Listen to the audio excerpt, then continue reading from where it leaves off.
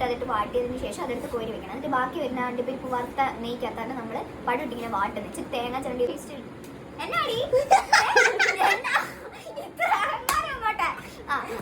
പിന്നെ ശർക്കര ഇല്ലെങ്കിൽ നമുക്ക് ഇച്ചിരി നെയ്ക്കകത്തോട്ട് കുഞ്ഞു പീസാക്കി എടുത്തേ. ഇനി നമുക്ക് ഇത് കെറ്റിലിനകത്തോട്ട് ആദ്യം തന്നെ കെറ്റിൽ ഓണാക്കാം. കെറ്റിൽ ഓണാക്കാം. ഓക്കെ, ദെൻ നമുക്ക് നെയ്യ് ഒഴിച്ചു കൊടുക്കാം.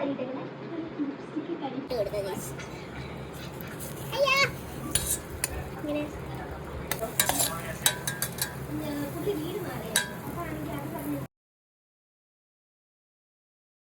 ഈ കളറാവണേ, നമ്മൾ റോസ്റ്റ് ചെയ്യും കണ്ട ഈ കളറായി വരും.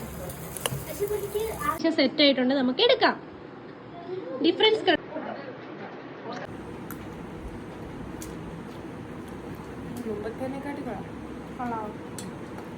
കുഞ്ഞിക്ക് തരാവേ.